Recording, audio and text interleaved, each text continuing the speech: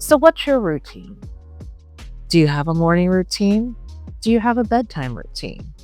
Why should you even have a routine? Well, I'm Kathy. I'm the owner of Monarch Therapy, and I am a trauma therapist who's also NLP trained. And you can reach us at our website. You can call, you can text, you can fill out a contact form. We just really look forward to hearing from you. So, routines. What do they look like? Why are they important? I always encourage everyone to have a morning routine and a bedtime routine. Here's the thing, our brain likes routines. I am a person who has a neurodivergent brain. A neurodivergent brain just means I have ADHD. And even though my brain says it doesn't like routines, what routines do for us and our nervous system is it helps give us that regulation.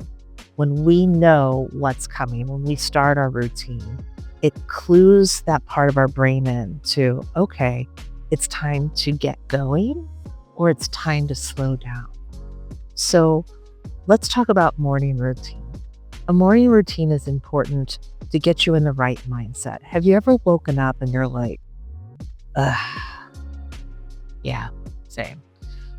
And when you have a morning routine, even 3, 4, 5 things that you can choose from, when you engage in those practices, you're automatically bringing your brain to something positive. For example, in your morning routine, you could have a gratitude practice. Gratitude is halfway to joy, I always say. And it could be as simple as, I'm really grateful that I woke up today. You can have a meditation practice. And meditation doesn't have to be full on, sitting there, legs crossed.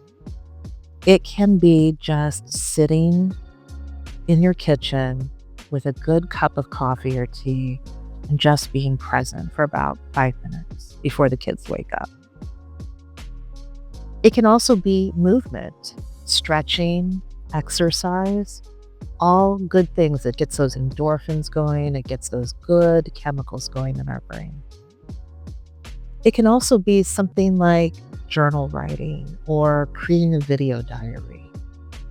Anything that can bring you forward thinking. So morning routine is important. Personally, I like to stretch, do a little gratitude. Sometimes I do the gratitude in the shower because a lot of times I'm waking up a little bit late. And then I like to just do a little mindfulness while I'm drinking my coffee. Now I want to touch briefly on our bedtime routine. Bedtime routines are important also because we need to slow down.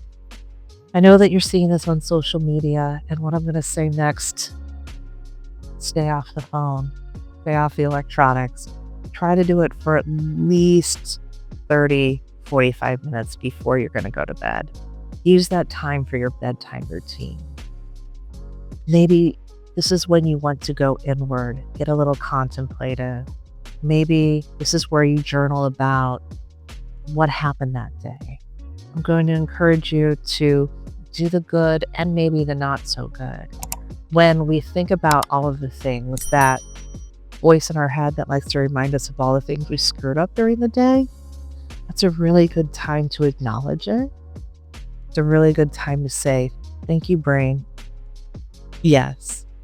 And I'm going to put that aside and deal with that later.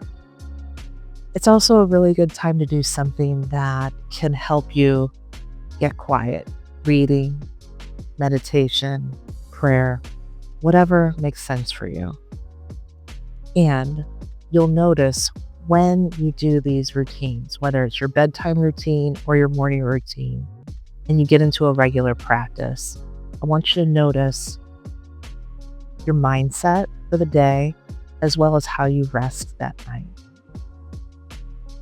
So again, routines, really important.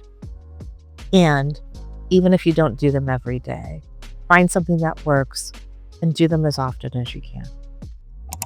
And as always, I see you and I love it. and I'll talk to you later.